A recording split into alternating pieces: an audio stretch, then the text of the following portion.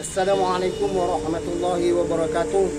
Saya Tengku Isrin Mahja, Ustadz di Kampung Kemiri, Kecamatan Bebesan, Kabupaten Aceh Tengah, mendukung sepenuhnya penunjukan Bapak Presiden Republik Indonesia, mendukung pencalonan Komisaris Jenderal Polisi Listio Sigit Prabowo sebagai Kepala Kepolisian Republik Indonesia.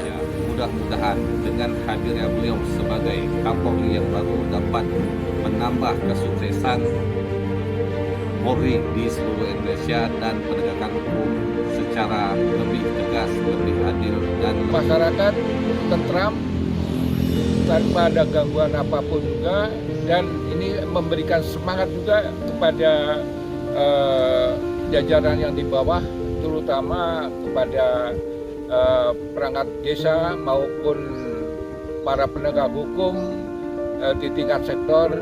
Saya dengan ini mendukung penuh kebijakan Bapak Presiden Joko Widodo menunjuk Komjen Pol Listio Sigit Prabowo sebagai calon tunggal Kapolri.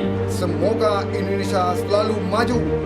Semoga beliau menjadi Kapolri suatu saat nanti tidak ada pandang bulu dalam menjalankan tugas amanah Negara Kesatuan Republik Indonesia.